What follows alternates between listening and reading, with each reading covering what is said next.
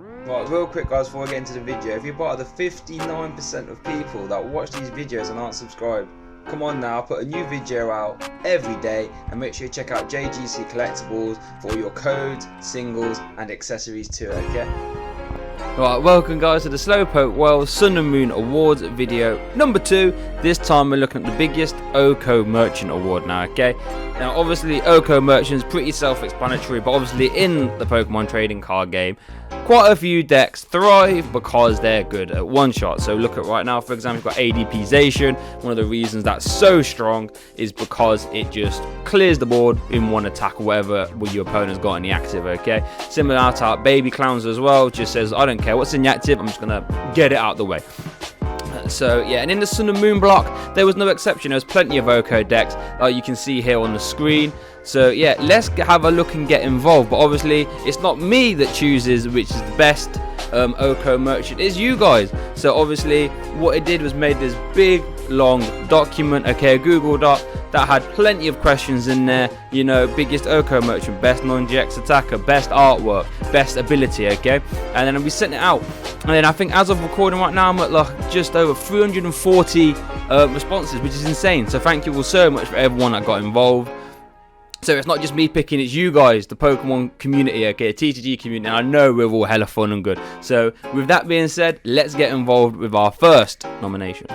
Let's get things started with DRAMPAGK GX, came out of Guardians Rising.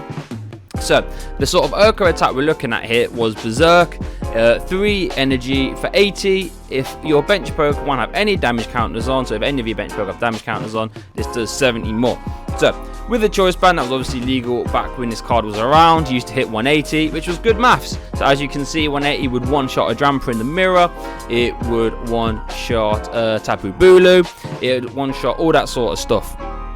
Okay, so yeah, Drampa was a bit scary. Obviously it was mostly successful with Drampa Garb, so you combined it with Garbotoxins, your opponent had no abilities as well, and you're threatening one-shots all the time. It was really scary. Right, just says also discards your special energy off your opponent's active as well.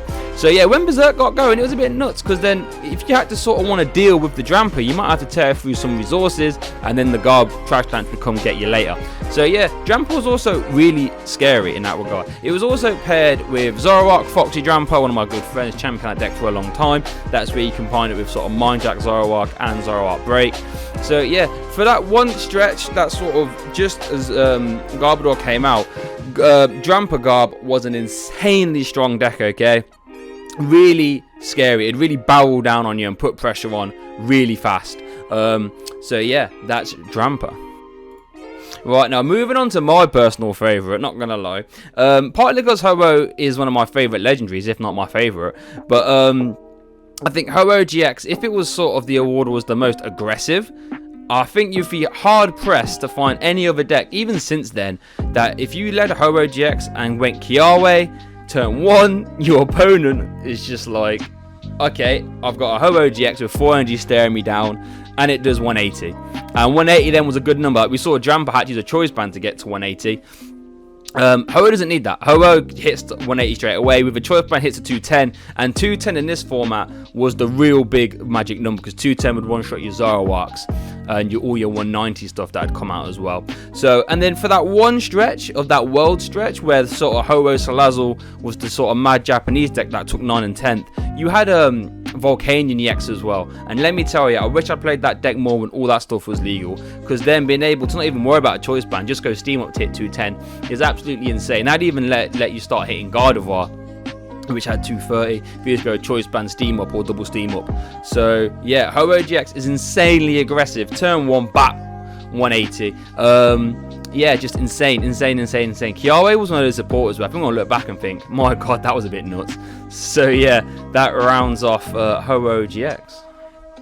Right, so next we've got GARCHOMP GIRATINA GX. And obviously this is a tag team. Come out in Unified Minds, I'd like to say, could be wrong. But yeah, what GARCHOMP GIRATINA did for Malamar was give you a super reliable OHKO option. Now you had stuff like Ultra NECROZMA, but that was a bit what's the word, wasn't as tanky, right? GARCHOMP GIRATINA has a big fat 270 HP, and then with Calamitous Slash just 240 if they have any damage counters or not. And obviously if a player had Malamar, you're gonna find easy ways to get damage counters on with stuff like Distortion Door, Spell Tag, Side Power from Mew. But then where GARCHOMP GIRATINA sort of found more of its success was with the Roxy engine. Just before now, Roxy Chomp was a scary deck combined with stuff like Reset Stamp and all that good stuff. So yeah, GARCHOMP GIRATINA was quite scary, to be fair. Really tanky, and then if you set up your damage counters in a way where like you've spell tagged a few times, you hit your Distortion Doors with Giratinas, once their board is all got at least 10 damage on, this GARCHOMP GIRATINA comes through like BAP KO, BAP KO. And that's why I chose to have this instead of Ultra NECROZMA in as your sort of Malamar-esque OHKO option represented here, is because Ultra NECROZMA are only detonated once. You have to discard all your energy. Whereas if your opponent's board is all hot damage on, this GARCHOMP GIRATINA says, right, that's a one shot. Whatever you promote next, I'm gonna one shot again, unless you can destroy this GARCHOMP GIRATINA in one hit. So yeah, that's why it was so scary, because you sort of start off with a bit of Giratina, baby Giratina from Lost Thunder, and then promote this, and you're just like, oh my god, what do I do?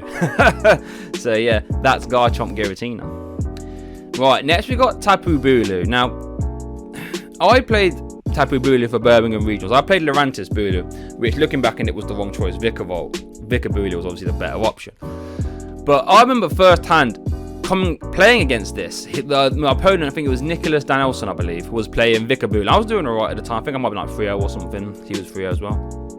And I'm playing Lurantis Bulu, and I'm thinking, Lurantis is much more reliable. I don't have to worry about stage 2. I don't have to worry about, finding energy every turn. I can just, Lurantis Summel.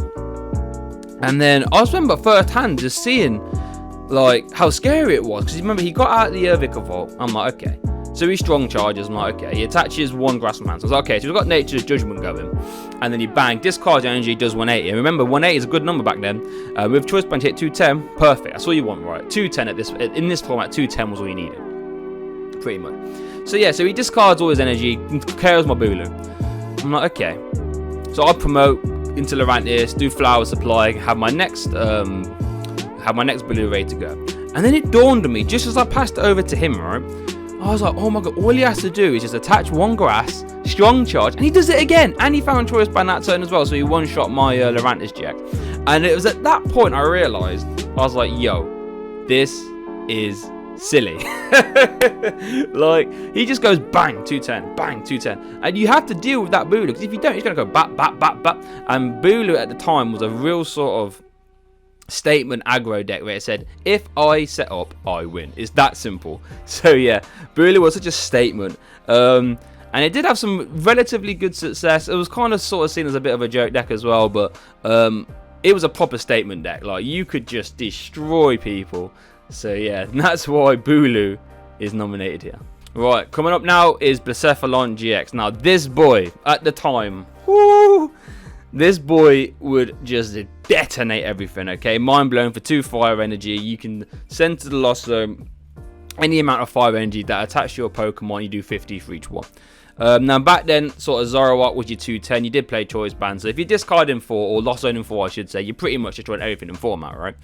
At face value that seems quite costly, but combine that with the charging up Naganadel and combine that with Beast Rings, and that's what really, for a good few months, big BLACEPHALON was just insane. Like, this card stayed relevant.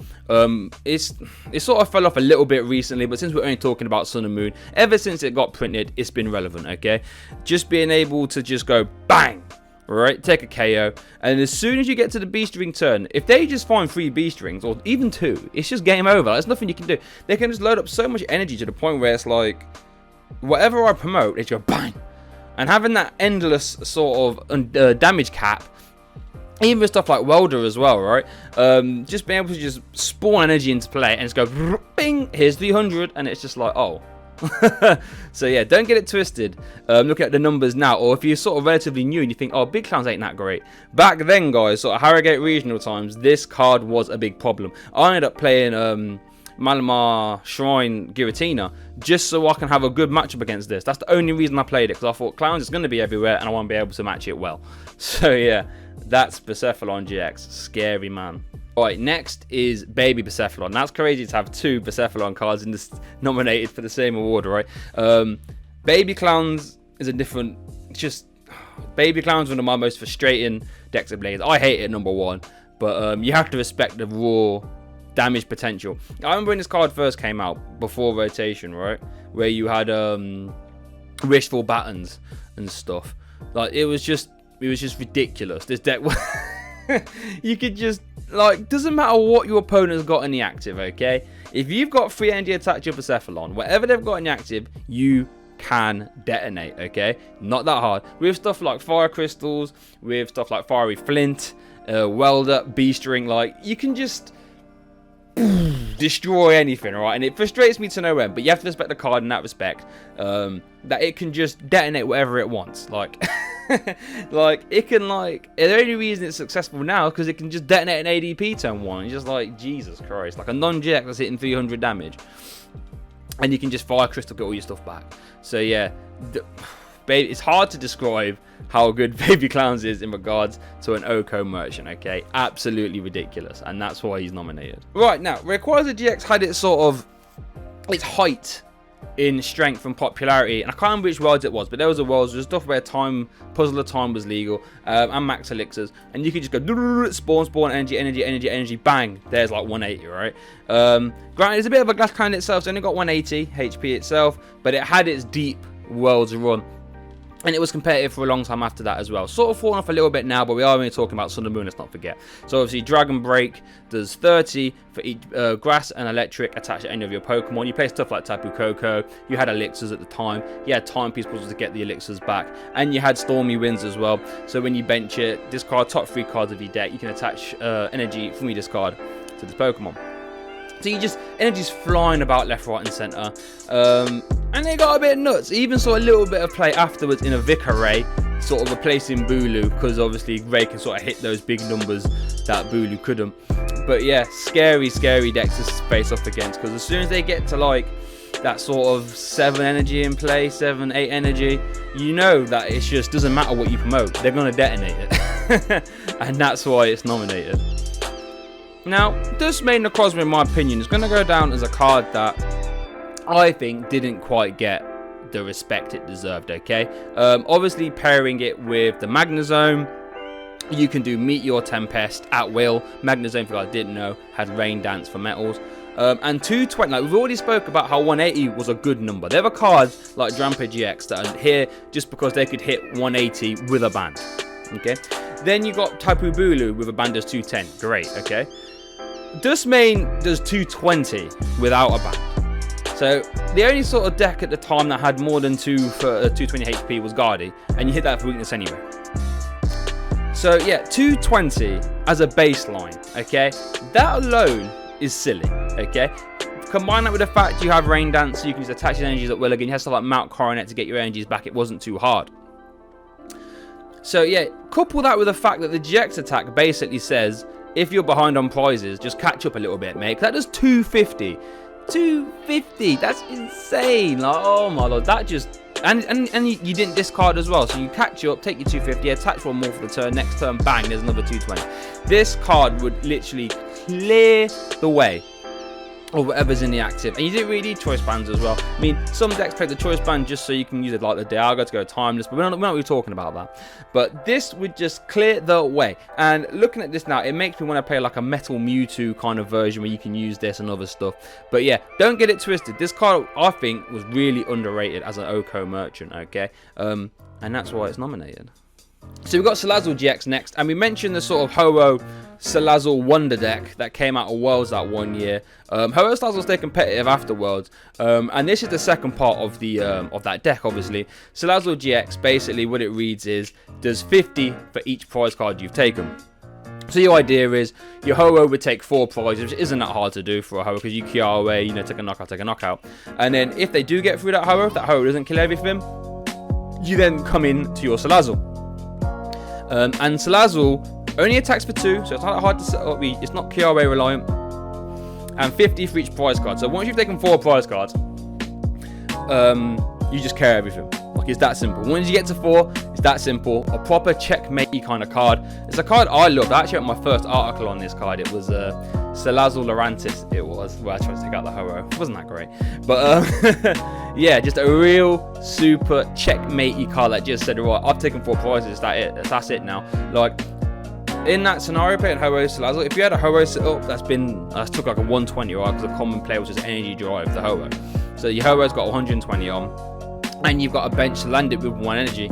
As the opponent, you're sort of really like scratching your head now. It's like, right, what do I actually take out here? Because both of these cards will win the game for him. So SALAZZLE, I thought, was sort of overlooked in that aspect, and that's why I nominated him. You can see the winner with, was it 33% of the vote is Big BLACEPHALON, and I think as a community we voted him in right there, as it were, because like I said at the time, guys, Mind Blown, doesn't matter what you're playing against, Mind Blown would KO you.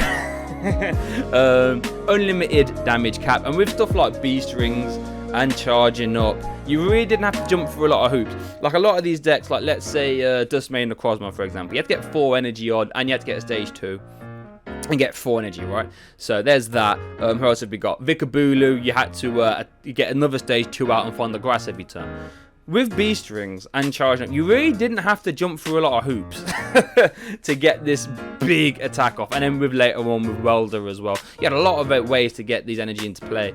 Once they're there, 50 for each one, just insane. So you done well there. Well done, BLACEPHALON GX. I think you deserve that award there, buddy. One quick thing to note though, Baby BLACEPHALON came in at 2nd as well, so there's a theme to be going on here. Fire type BLACEPHALONs just, you know, love one-shotting people. But thank you so much for watching, guys. I'll leave a link in the description if you want to go leave your votes, so you can quickly go cast them. I'm not sure which one I do next, but I'm going to try and get these out probably 2 a week, 1 a week, something in that ballpark. So thank you so much for watching. Leave it in the comments if you don't think Big BLACEPHALON should have won. Who do you think would have won? I think if I had to pick personally out of that list, I think I would have picked either Baby Clown or Big Clown. Probably Big Clown first. But leave it in the comments. If there's someone that I've missed off as well, leave it all down there. Come on, let's have a nice discussion down there, guys. But I'll see you next time. Thanks for watching.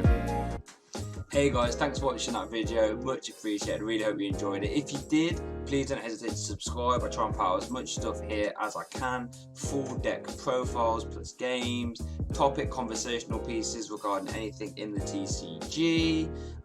Check out my Twitter, check out my Facebook. That's where you get most of the updates, sort of see what's going on behind the scenes, all that good stuff. Also check out the SoundCloud for the full bi-weekly podcast. If you're interested, if you like the conversational pieces, go check that out. But yeah, thank you so much for watching, and I hope you have a good day.